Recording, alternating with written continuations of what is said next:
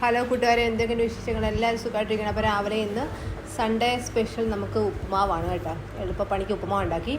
അപ്പോൾ അതൊക്കെ ആയിട്ടുണ്ടായിരുന്നു. അപ്പോൾ ഉച്ചക്കത്തേക്ക് നമുക്ക് ഇന്ന് പരിപ്പ്, നമ്മുടെ ചെറുപരിപ്പുണ്ടല്ലോ, അത് കുറച്ചൊന്ന് ചെറുതായിട്ടൊന്ന് വറുത്ത് ഒന്ന് കഴുകിയിട്ട് നമുക്ക് ചുമന്നുള്ളിയും പച്ചമുളകൊക്കെ ചേർത്ത് അടുപ്പേ വയ്ക്കാം. അപ്പോൾ കുറച്ച് ചീര ഉണ്ടായിരുന്നു കേട്ടോ. അത് കുറച്ച് തോരനായിട്ട് അരിഞ്ഞ് വെക്കുന്നുണ്ട്. ഇന്നത്തേക്ക് അവിയലിനും അരിഞ്ഞ് വെക്കുന്നുണ്ട് കേട്ടോ. അപ്പോൾ ചിക്കൻ ഉണ്ടായിരുന്നു. നമ്മുടെ അമ്പലപ്പുഴ നമ്മുടെ ഉണ്ണിക്കണ്ണൻ്റെ ആറാട്ടാണ്. അത് കാരണം അപ്പോൾ അതുകൊണ്ടാണ് ചിക്കനൊക്കെ മേടിച്ചത്, പരിപ്പൊക്കെ വെക്കുന്നതും കേട്ടോ. അപ്പോൾ നമ്മുടെ പരിപ്പ് വന്നിട്ടുണ്ടായിരുന്നു. അതപ്പം കുക്കറിൽ നിന്ന് മാറ്റി ആ കുക്കറിൽ തന്നെ നമ്മൾ ചീരവലിൻ്റെ കഷ്ണം വെച്ചാൽ ഒന്നുമില്ല, ചീരയും ചക്കക്കുരുവും മാത്രമേ ഉള്ളൂ കേട്ടോ.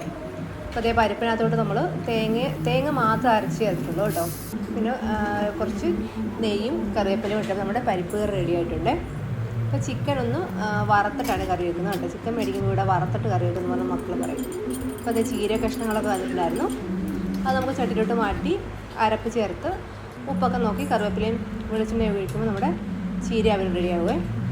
അപ്പോൾ അതും ആയിട്ടുണ്ട്. കറിവേപ്പിലയും പച്ച വെളിച്ചെണ്ണയും ഒഴിച്ച് നമുക്ക് ഇറക്കി വെക്കാം.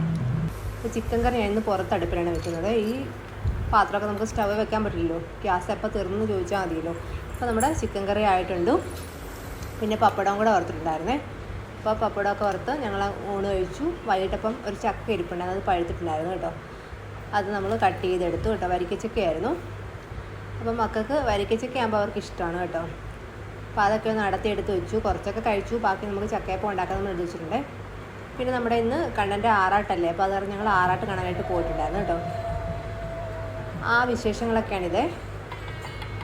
അപ്പം ഇന്നത്തെ വിശേഷങ്ങൾ ഇത്രയൊക്കെ തന്നെയുള്ളൂ. Okay, bye.